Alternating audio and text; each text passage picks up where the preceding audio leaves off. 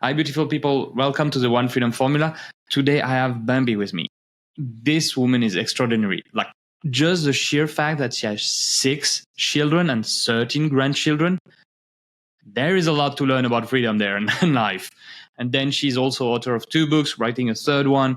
I mean, she is a story-powered woman that like to empower people through stories. So, Bambi, pleasure to have you with me today. How are you doing?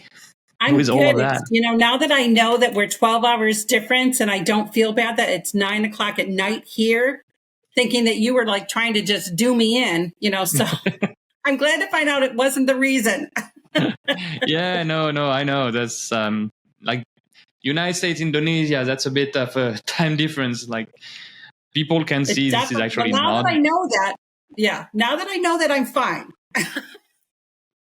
Yeah. So this is the thing, like people will realize this is not my normal setup, my normal office. I'm traveling right now.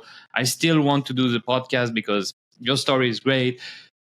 And this podcast is so valuable. But yeah, tell me a bit more of that. Like, what does personal freedom means to you, and why is it important?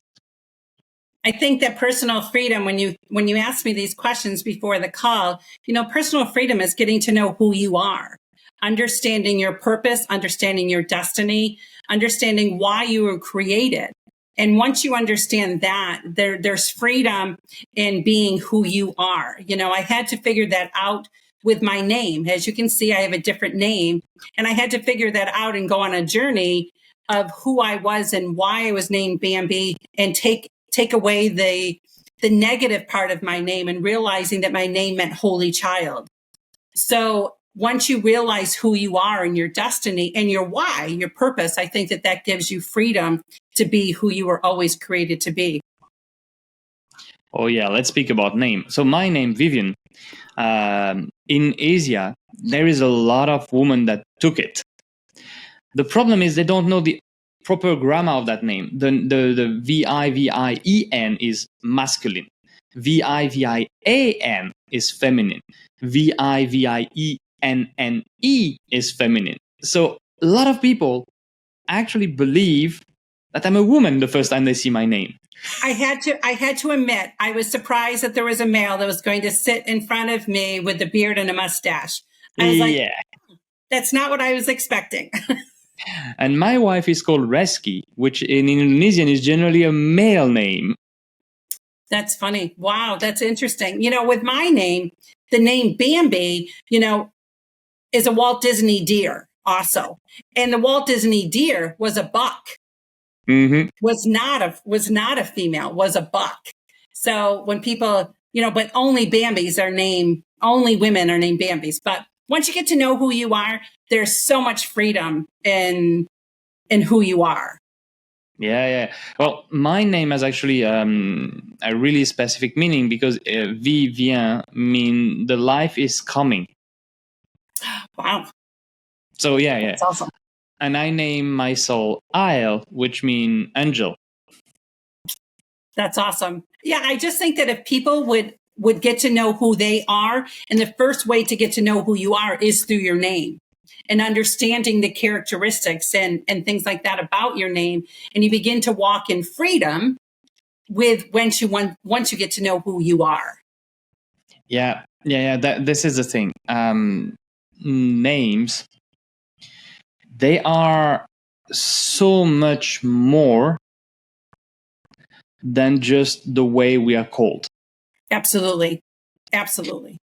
They're definitely a part of our identity. And sometimes, more time than often actually, people don't really understand where their name is coming from.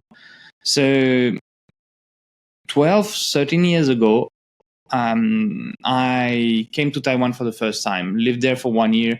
And at that time, when you wanted to open a bank account, to have certain type of document, you needed a Chinese name. Wow. Here is a story. Generally, how foreigners do that is they ask their teacher to translate their name in Chinese. No meaning, no value, nothing. So it's basically, if I was to get named that way, my name would have been Wei Weian. Because Vivian, it's the closest representation. I didn't really like that concept, so I got to do the traditional Taiwanese way, which you go to a guy who tell you for your feng shui and when you're born and all of that, what character you should have, and so on and so on. And he create the character for you, he create the name. Still didn't sit well to me. I'm like, no, that's my name. I want to decide. So he gave me a book with all the characters. And he said, oh, you need that many strokes, you need wood, you need this. And then I looked at the book and actually created my name of that time. And that was the name which was also linked to my ex-wife because it had the family name of my ex-wife. So I'm not using that name anymore, but that was the name that I was using during that period of my life. Wow. Yeah. That's In cool. Taiwan, you have a luxury. You can change name twice. Oh, wow. I was going to change my name to Janet, but I realized the significance of who I was in my name and I chose to keep it. Exactly. So Vivian is a name that I will not change. I'm actually called Vivian Ludovic Rogero. And my parents thought about Vivian and Ludovic when I was a baby. Like, which one do we took? Yeah. And so they put both. And, you know, when I came to Asia, it would have been simpler to call myself Ludovic because people will know that I'm a male right away. Yes. But it still didn't sit well.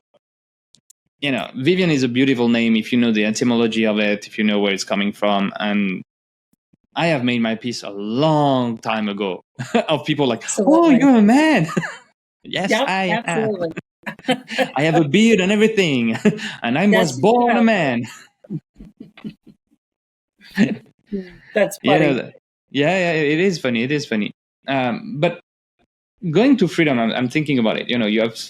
We were speaking about name, which was your journey for your name. But what about the journey of 6 kids? Because that takes time, and most people were like, oh, where is my freedom in that? Yeah, I became a young mom. I had the story, was I had a radical, I had a very radical experience with God. I found out that I was pregnant at 16 years old. Wow. Was ready to end my life, and God radically saved me by giving me a daughter. At the time I didn't know she was a daughter, but by acknowledging the fact that I was going to be a mom. And at the moment when I found out that I was going to be a mom, I surrendered my life to God and said, if you save me and my baby, I will honor you and I will serve you all the days of my life. So I started having, I had my first daughter at 16 years old. She is 37 now. So the domino effect. And then I ended up getting married very young, and I had I had 4 children under the age of 5 years old at 22 years old.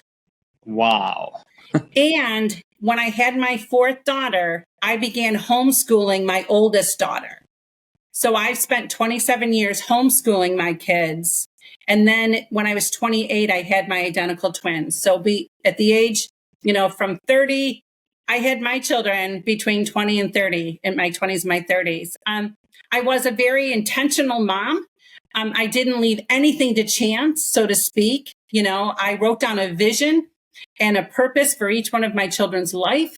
And I lived by that. I made a whole lot of mistakes because I was a young mother.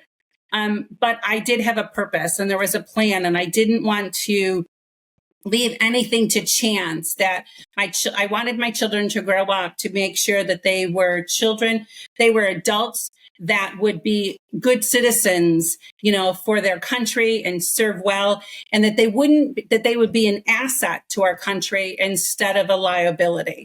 Because I was so young as a mom, sometimes people didn't have any hope in me, didn't thought, oh my goodness, she's never going to make it. And I became a single mom, I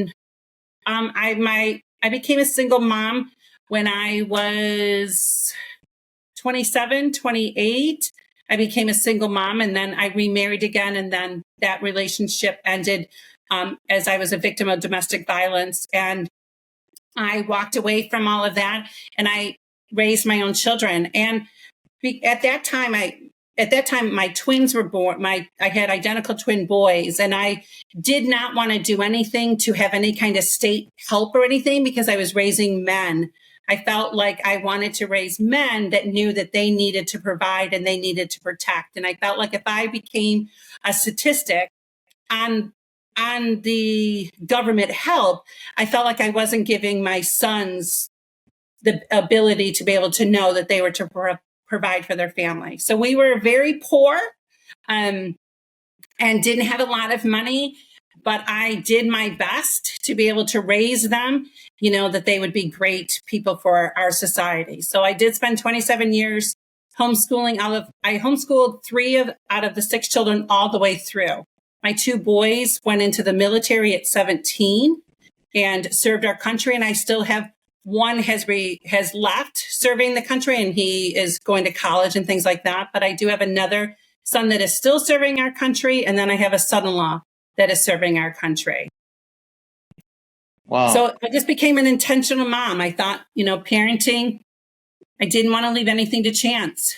Parenting is a hard job, and it's a seasonal job. And that's what I had to learn as a mom. When I became an empty nester, I realized being mommy was gone, and now I was mom on the sidelines. And that was very difficult, for any mom, and especially difficult for me as a single mom, because now I had nobody to take care of anymore.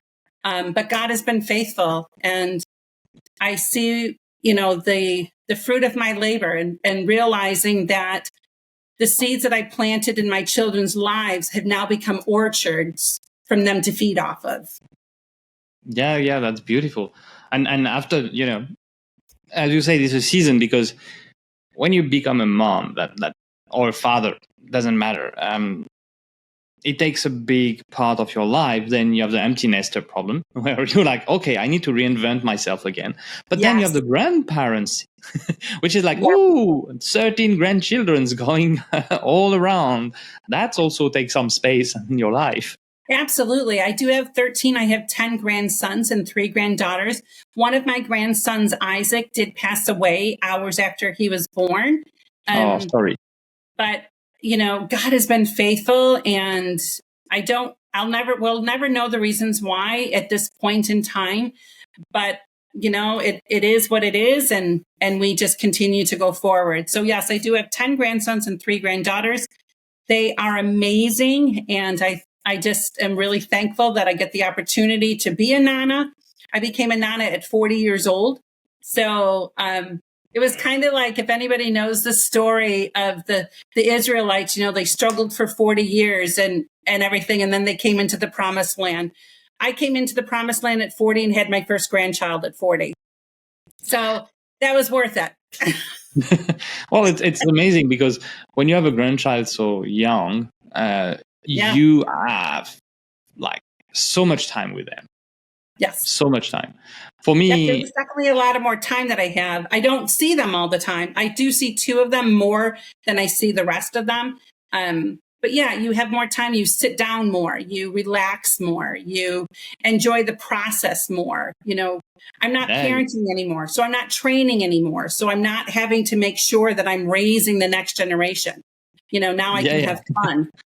No, you can basically spoil them. It's fine. Exactly. It's parent jobs to take care of that. Grandparents' job is to spoil. That's true. If your children allow you to. Yeah. True to that. True to that. For me, my grandparents have been a big part of my education, because my mother also was a single mother for several years before she got married. My father left when I was 3 years old, and he didn't just left; he also left the country. So I didn't really see him until he was stable again when he was in US when I was around 5-6 years old. Okay. So I was not there at all. There was no weekend and stuff. That's pretty hard. Yeah. So that was pretty hard on my mother on that. But she did something that is amazing, and I will respect her for the rest of my life for that. And my father was the same on that. I respect both of them for that. They never belittled the other in front of me. They never complained about the other. They never argue about the other. On the contrary, when my father, when I was a teen, I was pretty hard on my mother. He would look at me and say, "You are so lucky. Shut your mouth. Stop complaining about your mother." Yeah, that's awesome. That's awesome. Yeah. He had a respect for his entire life. And she never, and I know there is some stories that I never heard about. No, I actually kind of heard by other people of the family, but never from my mother. She never said anything about my father. That's awesome. And my father passed away during COVID. And I love him to death, but I know that he was, for example, having money issue all his life. So he left. When he left my mother, he actually did blank checks using her checkbook to pay for all the expense and stuff and to get some money. So not really nice stuff. There was some stuff.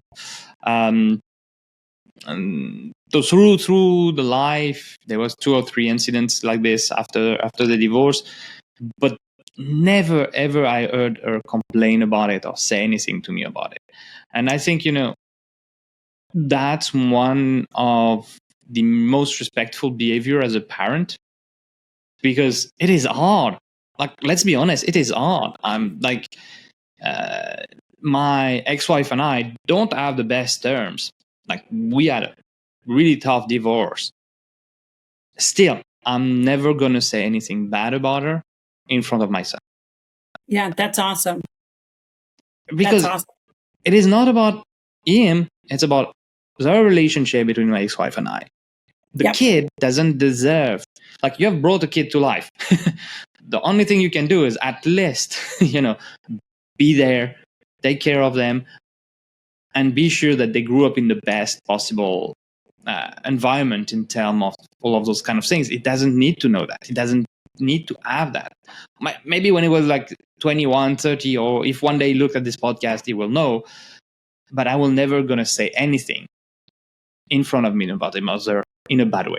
This is just never gonna happen. Because this is one of the most critical things for me, parenting and freedom. We have to remember, we don't own our children. That's great. We are tasked to raise them.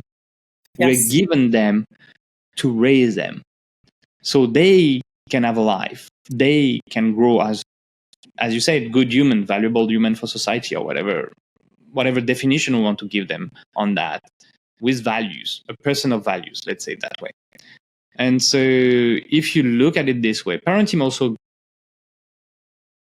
for me at least, give me more freedom, because I know I have responsibilities and I have challenges, but still it's a purpose. Absolutely. It definitely is a purpose. And a lot of times the purpose is for you. I think that parenting is like a peeling of an onion. It's us being peeled apart. It's us being, refined. It's us going through, the clay and the potter. It's us going through the fire. It's, parenting. And even, because I homeschooled for 27 years, that was more for me than it even was for my children, because I learned a whole lot about myself and about my abilities and about my strengths, and about who I can become, and stretching myself outside of, my own box. So yeah, parenting is not for the faint at heart. It definitely isn't. And especially when you want to be a parent that is intentional on your children's upbringing and the decisions that you make. You're just not flying by the seat of your pants. You're choosing to make good decisions because you know that these children are yours only to borrow. They're part of something into this world, and we want them to make a difference. And I wanted my children to make a good difference to this world. I didn't want them to be, subject to some of the things of this world that I would be like closing my eyes to, going, oh no, I can't believe my child is doing that, kind of thing. There are disappointments. I'm not saying that. And some of the disappointments that our children make, they do on their own. But I wanted to make sure that I gave them enough tools to be able to make it into this world. Yeah, I agree with that. There's something that you say that I love is the term borrow is a great term, because I had kind of a argument discussion recently with someone about that, because that person was saying, yeah, they are my children, I own them. And I was like, so you own a human, you're in slavery, basically. That's what you're telling me. Your children is your slave. And it didn't really go well with that person, but No, I guess no, I don't think it would. but this is the truth. We don't own them. They are humans. No, they are borrowed. Yeah, they are borrowed. Yeah. So I like the term borrowed. I think we're borrowing time with them. That's a great way for me to say it. We are borrowing time with them. Yeah. And we're in charge. We have been charged with educating them and teaching them. Mm-hmm. I'm actually writing right now a post for LinkedIn and a newsletter on kind of a similar topic, because that's a story with my father. And I'm sure you have this kind of story. Like every parent has that. And my father used to play arcade with me. And he was amazing at motorcycling racing games. Amazing. I never beat him in my entire life. I was much better at car racing game. He never beat me in his entire life. And so, I have that fond memory. But then I realized something. He was also teaching me one thing. He was teaching me to enjoy competing while, learning to win and to lose gracefully. Because both of us were winning and losing at something, but we were competing the best of our abilities. And so when my son currently is a huge fan of playing Uno. So he's 6 years old. He loves Uno. And he's really good at it. There is time he's winning. But I never lost to him intentionally. Because I want him to learn the frustration of not winning all the time. Yes. I want him to learn the pleasure of winning by your own capabilities. And, a lot of parents are like, but why are you so hard on your kid? Why don't you let him win? Because then I'm teaching him that he's entitled to win because he's playing, because he's him. And that's not a good teaching. I have a son, one of my sons, he started teaching he has 4 boys, and he started teaching his sons chess at 3 and 4 years old. And now they're 5 and 6. And now my grandson finally beat his dad in chess, but they've been playing, and he just wanted them to strategically know how to think ahead, in every step. So they started playing chess at 3 and 4 years old. People are like, what? I'm like, and now my grandson finally beat his dad, in chess, because they feel the same way. I'm not going to let them win. What is that? Teaching them that, then they're going to think that everything in society is about winning. No, there's going to be times that you're going to fall. There's going to be times you're going to lose. There's going to be times that your boss it may not be a good boss, or this all teaches our children that life is hard. Yeah. That life is going to leave you with scars, that life is going to leave you as a roller coaster ride. It's not always going to be easy. But if we always teach our children that they can win at everything, then we're giving them a false hope. And we need to be careful about what we are giving our children.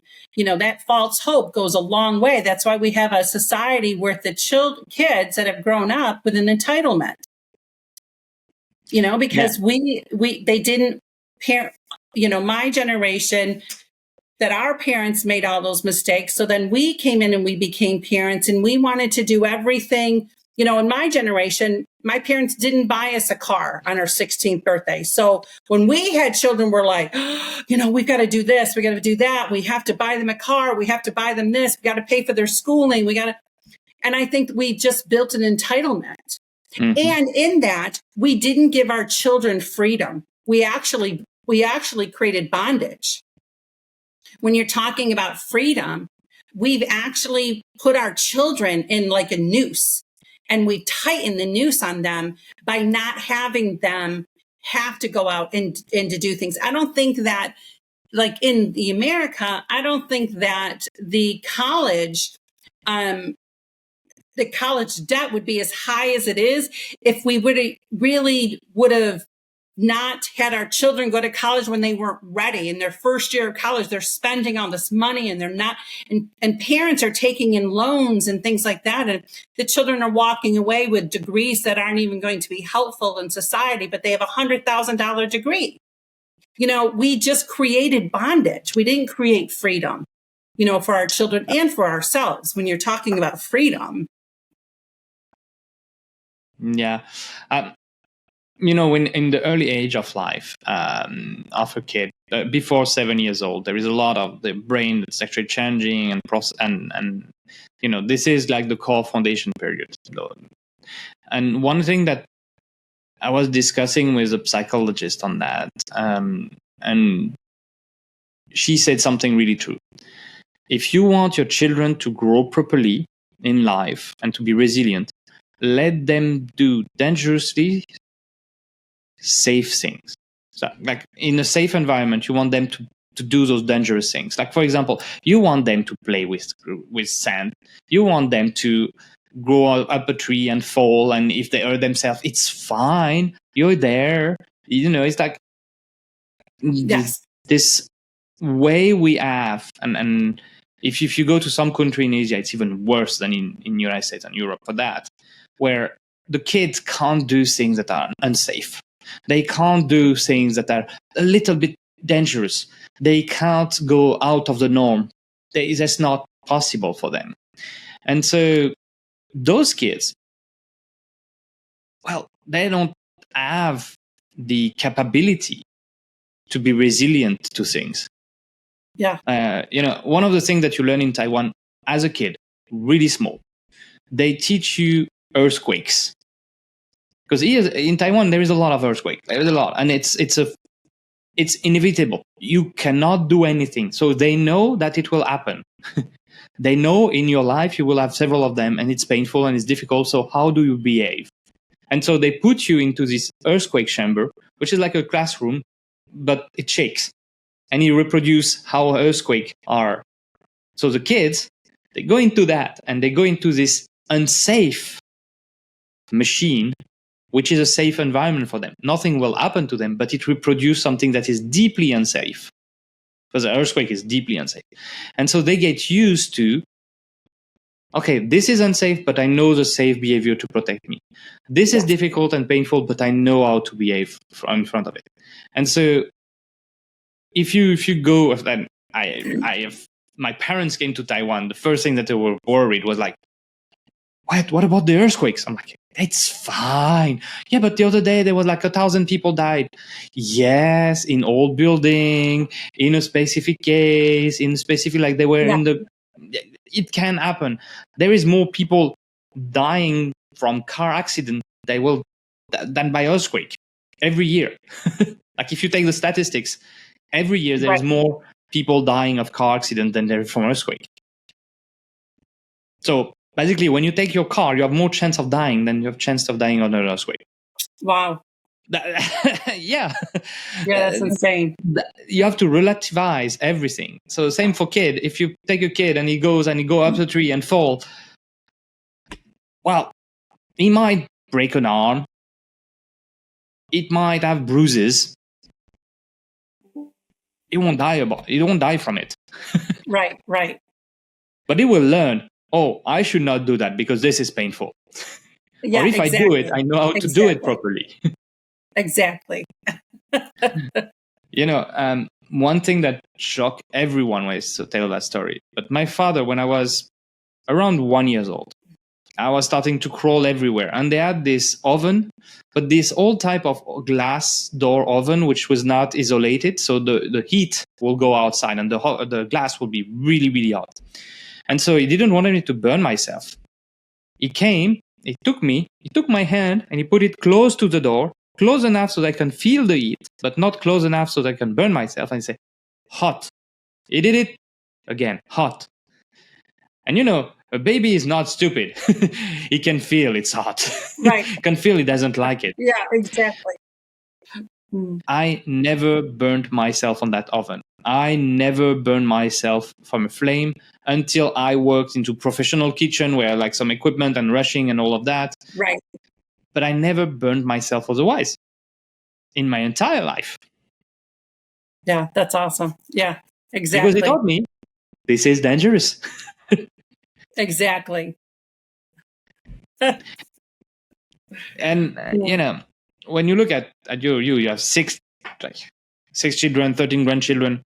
I'm quite sure sometimes you see like they're gonna do something that might be dangerous, but safe enough.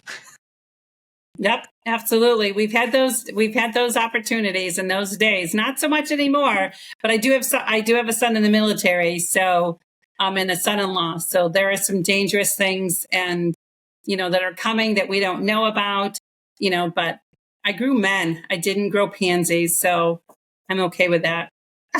Yeah. That's true. And after all of that, you still have the time for 2 books. So how Well, did it those was books came to life?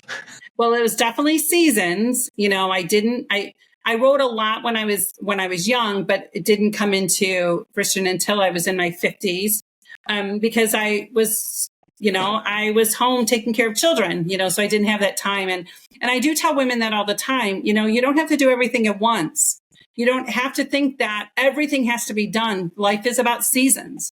And there's seasons. If you are having young children, that's the season you're to be in. If you're raising teenagers, that's the season you're to be in, and embrace each one of those seasons. And, I didn't become an author until I was 52 years old. So, it was they were books that I've always wanted to write. I just didn't have the okay, so to speak. And it just wasn't in my spirit to be able to write until when I was 53. And I wrote the story of my life. I wrote the story of a little girl that was broken by a lot of trauma, but how life transformed me and how life took me on a journey and I became the person that I am today. So that was the journey of Josephine. And then I wrote the story of the treasures of my heart, that in the midst of all of our storms in our lives, because we're going to go through them, life will attack every single one of us and there will be scars. But in the midst of all the storms, there are treasures that happen. There are gifts that we are given that we're only given in the midst of the storms. So that was my second book, The Treasures of My Heart and The Journey of Josephine. And now I'm on this journey. I have a blog that I write each week. I've done over 70 interviews on podcast, been a guest. And I'm just on this journey and it's my time. It's my time to become who I was always meant to be, but it came in seasons. And so this is my season. Yeah, it's beautiful because if you look at it, a lot of people think, when you're in your 40s, your life is done. Your life has just begun. Yeah, exactly. I'm 41 and I can tell that life has changed so much from. It has. Yeah. So there is seasons in life. It's an amazing journey, of becoming. It's an amazing journey of looking back over your life and realizing that everything was in stages. I don't know what it was, but today I was thinking about, and I read something about, even the story of Rudolph the Red-Nosed Reindeer. Most of us know that story. He was bullied. He was bullied for what he looked like, and he was bullied. But then there is a time in his life that what he was bullied for became something that saved somebody. So there are things inside of our lives that we wish we didn't have to go through. There's some crippledness. There's some making fun of us. There's some, heartache, that Rudolph had to go through. But at the end, when Rudolph was in his deepest despair, he was needed. Everything that they made fun of him for is what he was needed for. And so when you look at your own life, and I look at my own life, and the heartache and the trauma and the things that I have been through in my life has also created who I am today. Also is the things that God will use in my life today to help me to continue on this journey. So all that trauma, all that heartache, gave me the ability to write my story. And I wrote my story so I could share it with other people. So other people could be brave enough to share their story. There is freedom in being able to open up that closet door and getting all the skeletons and all the secrets out of that closet door and being set free. There is such freedom in that. So everything that you go through, if you're like a Rudolph and Rudolph is being made fun of and he's being picked on and he's going off to himself because he's been beaten down, know that there is still a purpose for your life. Know that all of that stuff is going to be used for you to touch somebody else's life and to be somebody in their life that they need the gifts and everything that you have been made fun of for. They're going to need those. So Rudolph needed that red nose because he was going to be used someday because of his red nose. And you're going to be used someday because of the trauma and the tribulations and the secrets and the scars that you have walked through. You're going to need that to help somebody else into the future. Yeah, as you're saying, and so true, there is freedom in releasing your story. And there is enslavement in keeping that inside yourself. Absolutely. For many, many reasons. But yeah, I think that's one of the key point is like, if you look at how, like I was telling you about my grandmother, she wrote like 7 books about her life. She did Algerian War. She did Second World War. She lived the Argentinian, dictature. She lived in Mexico. She lived in Australia. Like, she moved around the world at a period of time where that was not common. I was not common. And she lived in many, many places around the world as a teacher. She was a teacher. She was a teacher in Algeria. She was a teacher in Argentina, in Mexico.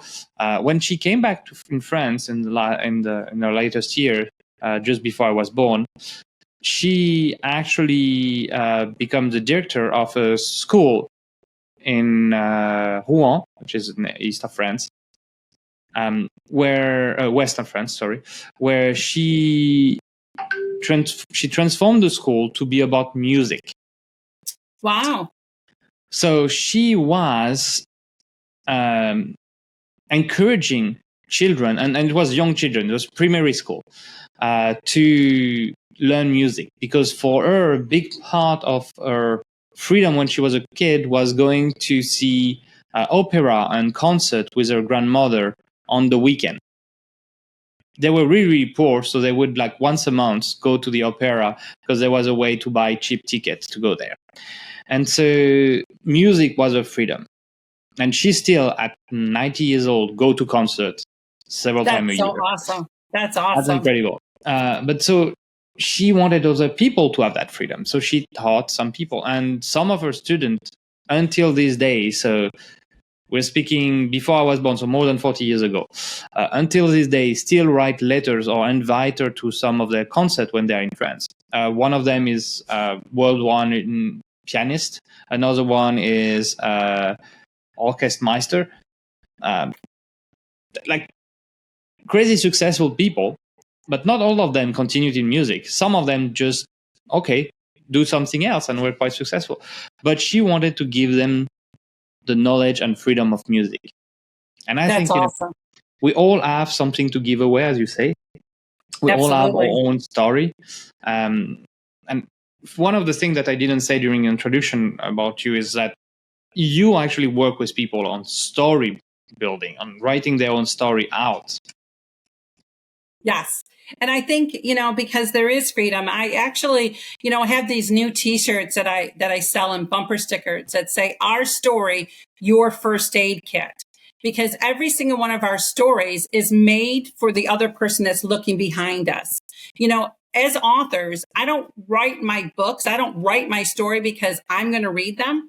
I write my stories for the people behind me. So those people behind me are waiting and anticipating somebody to be brave enough to tell their story so that they can be brave enough to tell theirs. And I worked in an industry that I have been in people's homes for 17 years of my life, every day sitting there. And I worked for the companies and that we would do surveys, but I would sit at their table and ask, tell me your story.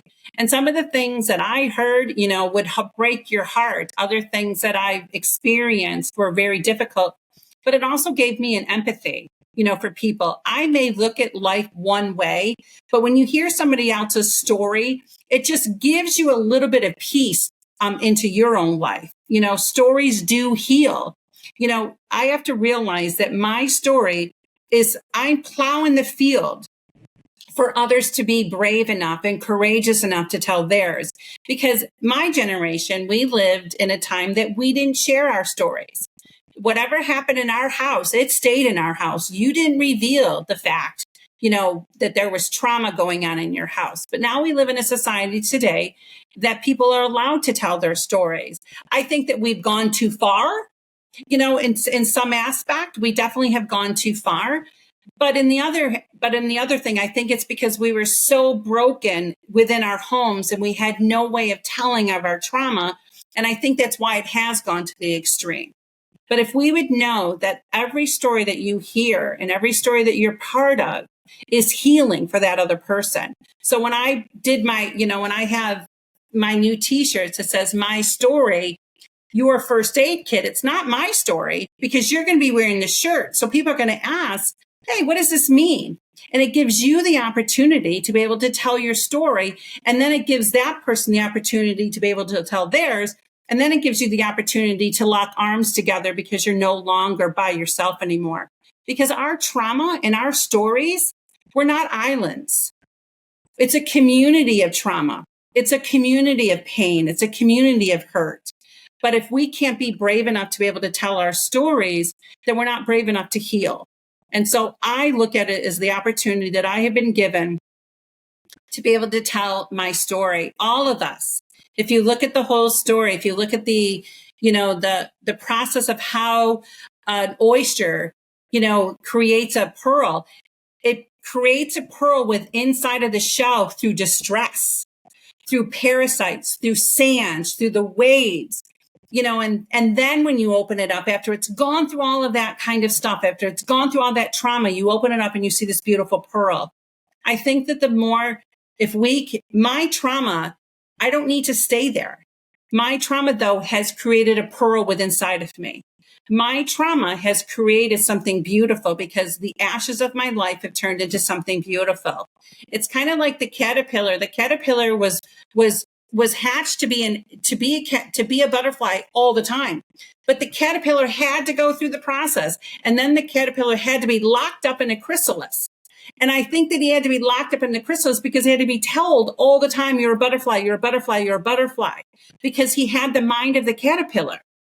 And so when he went through that, and finally, there was a time that he would emerge.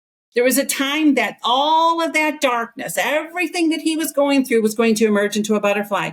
That's us. That is us as we have now emerging out of the darkness of our lives. When a seed is put inside of the ground, the seed doesn't say, oh my goodness, I'm stuck here, because the seed is anticipating the light.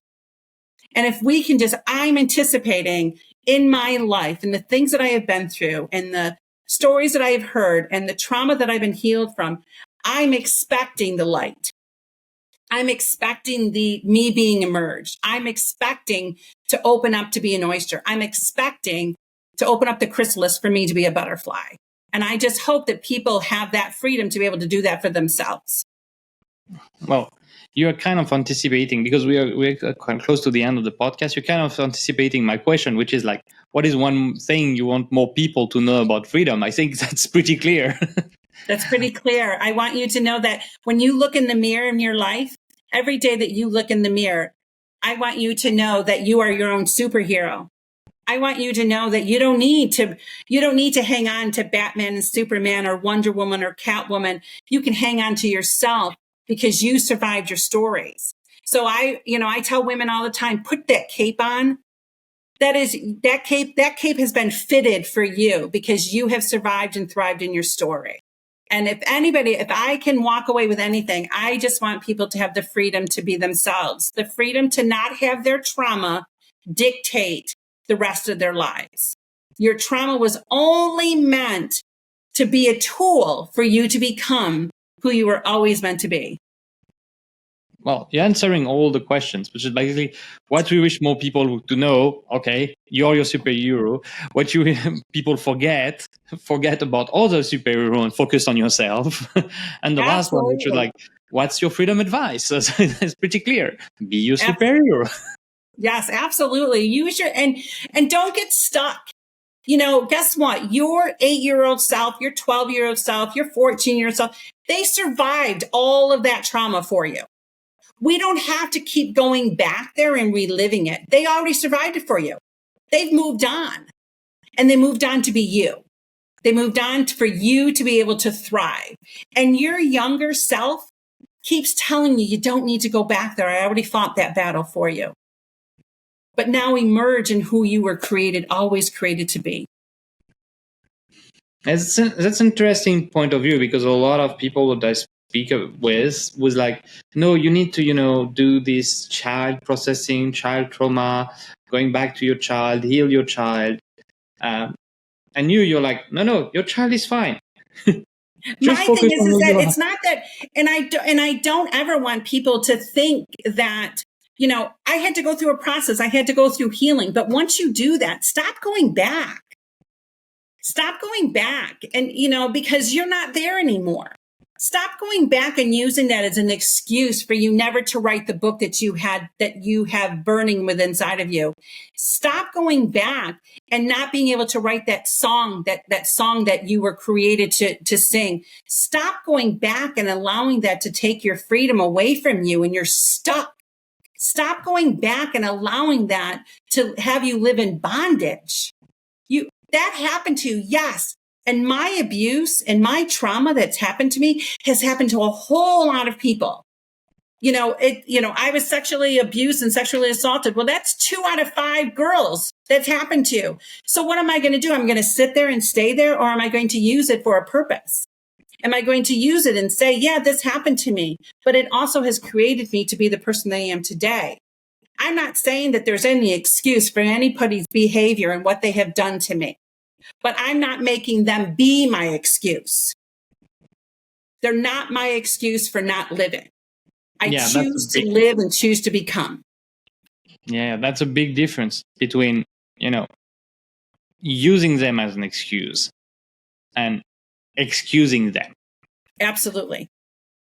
Like, you don't want to excuse them because there is nothing to excuse. That's what happened, and that's all. That's it, and that's all. There is nothing can be changed on that. Whatever the reason are, anyway.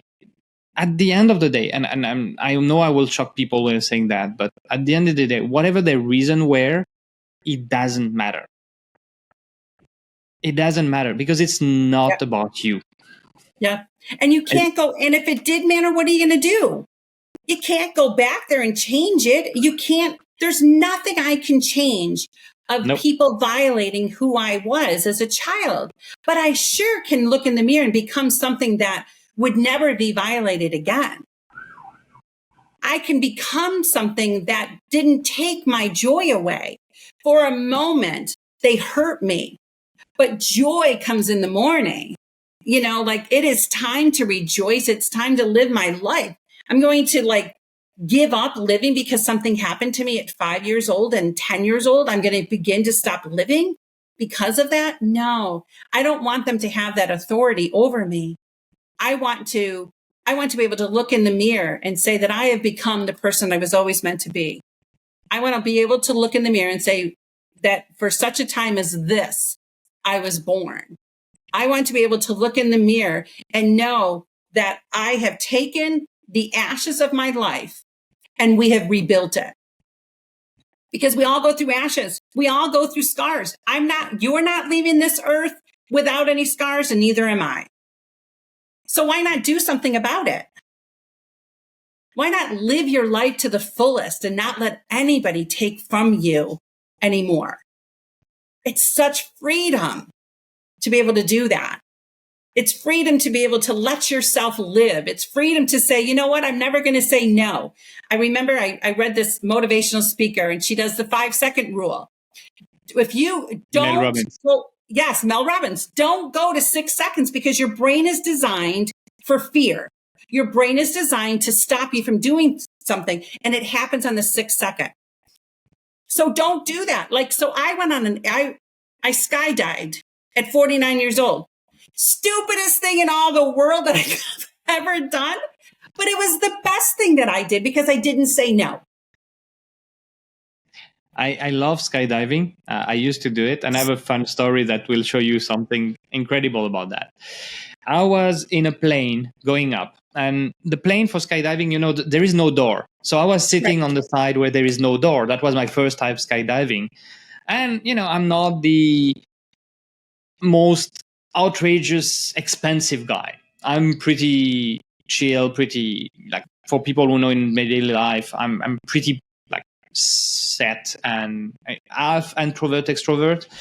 But then I was like with 3 people who were like, "Ooh, we're gonna skydive," blah, blah, blah. And one of them was doing rugby. And the second one was also doing rugby, but just as amateur, and a girl, and all big, loud, expensive people. On 3 of them, the girl didn't jump.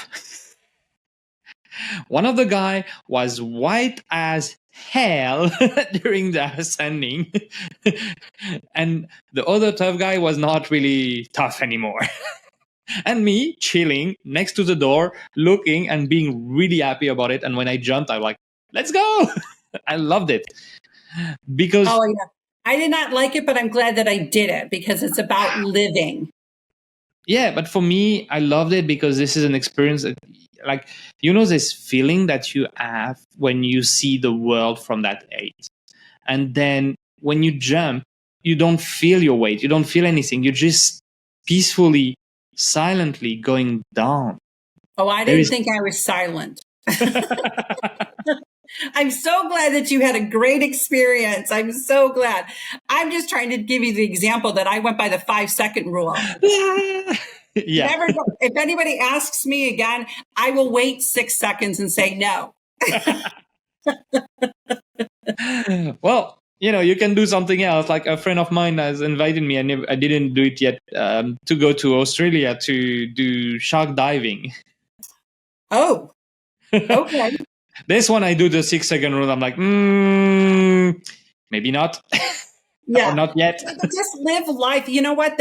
There is a saying. Well, I wrote it down the other day. It says, the purpose of life is just to live it. That's the purpose of life. Just live it. Stop. You know, as a young person and, you know, as a young adult, you know, I did some things that I stopped myself from doing things, you know, like I didn't go down a hill, you know, because I'm originally from Buffalo, New York, which has a lot of snow. And people would go down hills. I didn't go down a hill until I was 35 years old because I was too caught up in what everybody else was going to think, what everybody else was going to do, you know, and then I really do believe there's something that happens when a man or a woman turns 40. There is something that happens within our minds, within our psyche, that we're like, I'm done living for somebody else. I'm done living for what people are going to say or do about me. And I'm going to start living. There is something about that. And I just started living. I love creek walking. I love climbing on, you know, I'm not a mountain climber, but I love walking on, you know, up mountains and things like that. I'm not very thin, but for some reason, I just love going to waterfalls and walking, trekking along. You know, I just love to live life. And because we only get one chance to live this life. One chance. Why do you want to get caught up and live in the trauma when you only get one chance of life? Yeah, I agree with that. Why do you want those people to take more of your life away from you? They already took some life away from you. Why do you want to keep giving it to them? Let's live life. Yeah, that's a good point. That's, you know, why do you want to give it away? Because at the end of the day, you are the one giving it away. Absolutely. They're not the one taking it. They can't physically take anything from you. You are giving away that part of your life. I love that. Bambi, we are at the end of our time. We could go so long and so on that. I love it. I definitely waiting for your third book. Then let's bring you back and have a talk about it. Absolutely. Well, thank you. I really appreciate you having me on. And yes, I was one of those that thought I was, going to be interviewed by a female. So just so you know, but this was such a cool interview. And I just love the fact that you asked a question about freedom, because, freedom has a different definition for everybody, but freedom is still letting go, of the preconceived ideas and the expectations that you have in yourself, and to just live life. We only get one of them. Yeah, freedom is about living life, for sure. Absolutely. So thank you so much for having me on. Well, thank you very much for being here, Bambi.